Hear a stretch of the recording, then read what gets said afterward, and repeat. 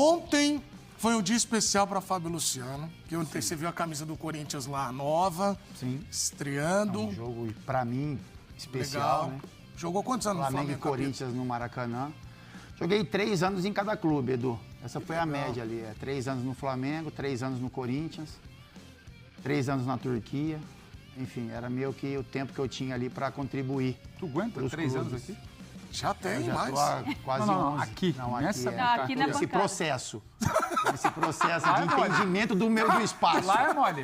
Quero ver aqui. São processos, já Aí diria são o Tite. processos. Isso. Mas é isso, Edu. Um jogo para mim muito especial, né? Maracanã legal, lotado, né? O Corinthians estreando a camisa em homenagem ao Mundial de 2000. A camisa é lindíssima, tem um simbolismo pra gente muito especial.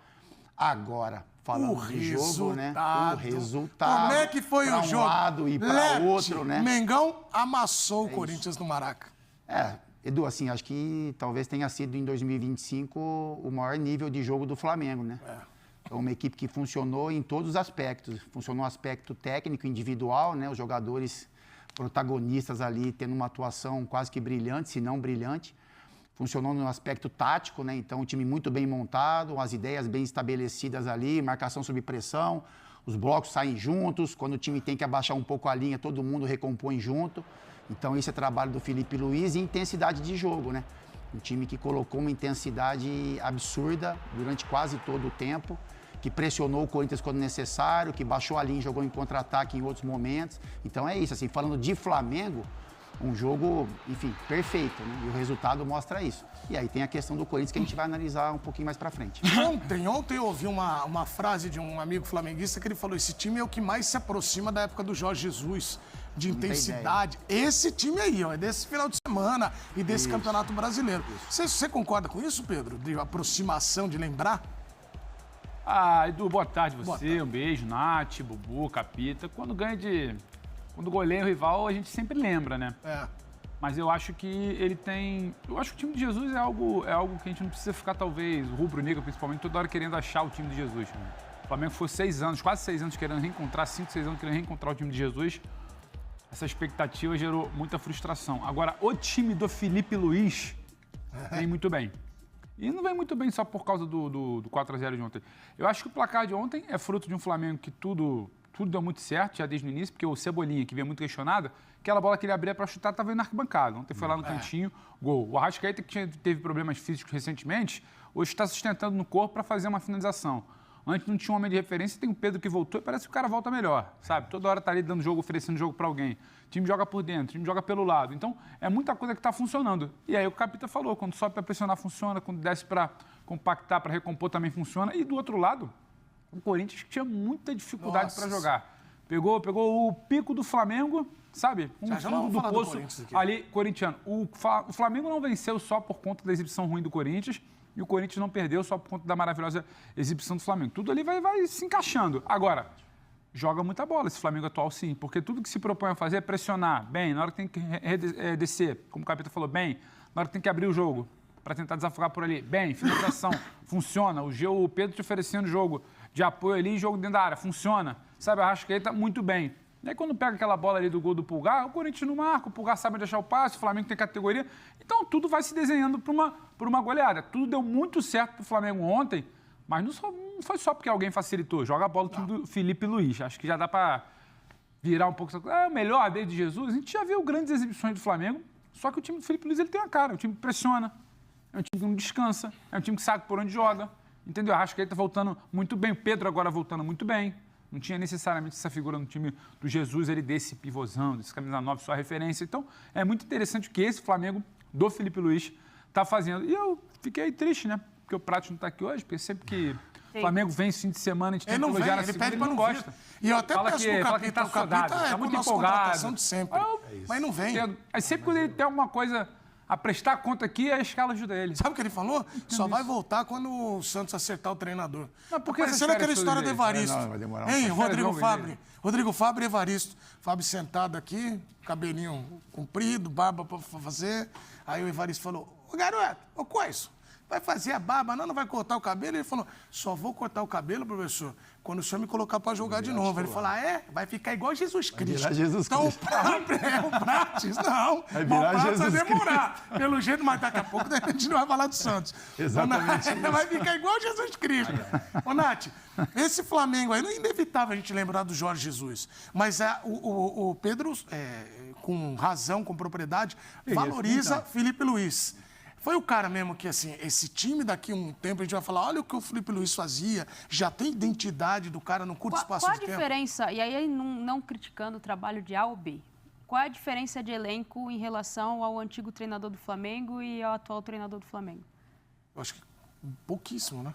Teve uma contratação absurda? Teve alguma coisa diferente? Não. Há de se ressaltar que o departamento ali físico do Flamengo melhora um pouco em relação ao que vinha apresentando nos últimos anos. Jogadores conseguindo se recuperar muito bem e ter uma sequência melhor de trabalho. O Arrascaeta talvez na sua melhor forma há algum tempo, coisa que não vinha acontecendo. O Arrascaeta sofria muito ali com o problema que ele tinha. Se consegue jogar, fica muito tempo fora, vai para o sacrifício. Então, ele no auge físico, ele no mais perto do auge físico, ele rende muito. O Pedro volta de uma lesão grave e volta muito bem. Então, assim, tem esse departamento que trabalha para construir essa parte física, para o jogador estar à disposição, e tem a parte tática. Quando eu pergunto qual a diferença de elenco do Flamengo do meio do ano passado para quase o meio desse ano, acho que não tem. Lembro um jogador, o centroavante, o reserva do Pedro, né, o Juninho. Fora isso, eu não lembro de jogadores diferentes para montar um elenco. Está na estrutura tática, no que você emprega para o jogador, o que você compra dentro do treinamento, como você aplica isso, olhando para a característica do seu elenco, para entender aonde você pode acelerar, aonde você não pode acelerar, onde esse time pode entregar, onde esse time não pode entregar. Eu acho que tudo isso tem muito... Lá ele, o dedo do Felipe Luiz, em relação à como esse time joga. É um trabalho autoral, é um trabalho de identidade. Não é só mais um trabalho, é um trabalho muito identificado com a característica do elenco, por isso que dá resultado. Não, e o Bubu já vinha alertando, que já dava para sentir, né? Achei que era sobre o dedo. Não, já dava para sentir essa mão, né, esse trabalho do Felipe Luiz. Calma. Mas, Kleber, separa uma música agora, que é a música de previsão. É a música que você pode escolher uma trilha aí. Por que o Bubu... Ele já avisou quem vai ser o campeão Pois brasileiro. E eu tô falando, ele falou que o Flamengo ia ser o campeão brasileiro. Mas do jeito que tá indo, com Pedro jogando o que tá jogando, Arrascaeta, Felipe Luiz, com todos os seus dedos, tem 10. Mas semana passada o melhor time do mundo não era o Palmeiras? Não, eu vi aqui. Eu acho que... Eu, Eduardo, ainda fico olhando para ver se procura ser esse adversário. E o Palmeiras vacilou. Já nós vamos falar, ainda bem que as minhas filhas não foram ao jogo. Tá vendo, senhor não quis levar. Eu avisei, não, mas eu olhei a tabela, achei que podia ser perigoso. E foi. E aí, o Flamengo pode ser o campeão. Então, Kleber, se quiser soltar essa trilha, porque eu queria ouvir de você quando o Flamengo vai ser campeão, porque do jeito que está indo, acabou. Ó, a trilha de um guerreiro. O guerreiro dá a previsão. Vai! Boa tarde, em primeiro lugar, Edu, companheiros, companheira, fãs de esporte. A gente que vem do futuro, né, a gente tem essa vantagem de saber o que acontece. Eu sei todos os campeões de todos os campeonatos? Não. Lá no futuro eu não fiquei olhando todos os campeonatos, quem ganhou, mas alguns foram marcantes. E o título brasileiro de 2025 do Flamengo é marcante. Né? Então, eu já vi no final a quantidade de pontos, a quantidade de gols, de vitórias, de goleadas, de shows. A nota artística do Flamengo, campeão brasileiro de 2025, é muito alta. Por exemplo, eu dei nota 9 na final do Mundial de 2000 para o Fábio Luciano, que ajudou a parar o Romário, por exemplo. Obrigado. O Flamengo está quase nota 9 nesse campeonato inteiro. Ali contra o Vasco, não venceu, mas criou muitas chances. E eu sou um cara que, diferentemente de outros profissionais, eu não brigo com a tabela. Eu tenho uma relação muito íntima, muito próxima não briga com a tabela. Tá na cara. Eu não estou olhando a tabela do Campeonato Brasileiro. O que é o Flamengo? Ele é líder isolado. Até então, havia sempre liderança dividida com a mesma pontuação. O Flamengo é líder isolado e invicto. Só tem 2 times imbatíveis no campeonato. Aqueles times que ninguém vence. Não ganha de jeito nenhum. Joga e não perde. Ninguém ganha deles. São os 2 incaíveis, né? Os 2 gigantões incaíveis, Flamengo e São Paulo. Não tem jeito. Não tem o Flamengo tem vitória. O São Paulo também tem. Ganhou do Santos. O que mais? Não, mas tudo bem. O assunto não é o São Paulo. Ok. São Paulo é um dos você imbatíveis. leva pro lado que você Tem quer. 2 imbatíveis e 2 incaíveis no Campeonato Brasileiro na história, que é o Flamengo e que é o São Paulo. Mas o que acontece? Quem tem o melhor ataque do Campeonato Brasileiro? Flamengo. Eu vejo aqui o Flamengo 15 gols. 15 gols. Eu vejo aqui, é muito em bom. 6 Parece que tá jogos. fazendo uma previsão. É 2,5 mais ou menos. 2 gols e meio por partida. O segundo melhor ataque, pasmem, é o Mirassol. Com 11 gols. Quer dizer, o Flamengo fez 4 gols a mais que o segundo colocado, que é o Mirassol, que faz uma campanha surpreendente. Quem tem a melhor defesa do campeonato? É o Palmeiras, do plano do Abel? Não. É o Flamengo do Filipismo. Apenas 2 gols tomados. Em 6 rodadas, o saldo de gols do Flamengo é 13. O Flamengo tá 5 jogos sem Você fazer 13 gols. Já deu goleada no Juventude, aí você fala, mas o Juventude, não sei o quê. Pega o campeão paulista. Ontem foi o jogo do campeão carioca contra o campeão paulista. E o que aconteceu? Lept. O placar foi maravilhoso para o Corinthians. Porque era para ter sido 7 ou 8. O Corinthians apanhou do Palmeiras aqui 2-0 só, né? Foi mentiroso, era para ter sido 4. Ontem, o Corinthians apanhou de 4. Mentiroso. Era pra ter sido 7 e 8. Entendeu? Aí é loucura. Pô, outra coisa. Vem, Gaveta, aí é Seleção do Campeonato Brasileiro. Eu trabalho com números, com estatísticas, com a verdade. Estou vendo aqui na seleção Bola de Prata. 4 jogadores do Flamengo estão na seleção Bola de Prata. O Wesley, que virou jogador de seleção. Léo Pereira, que também nível de seleção.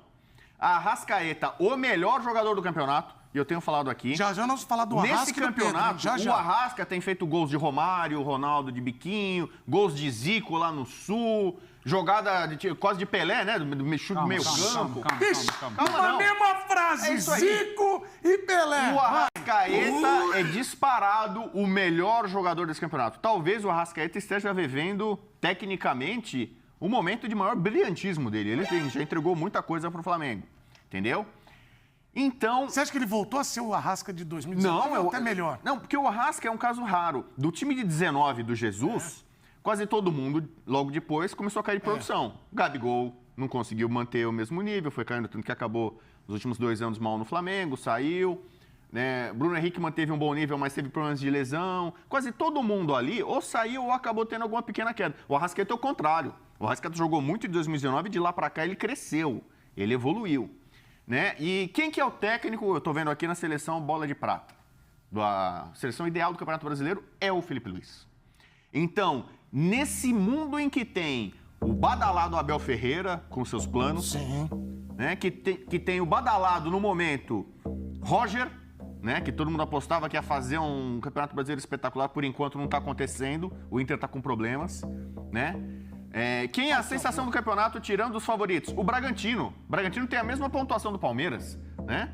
Então, o Flamengo está nadando de braçada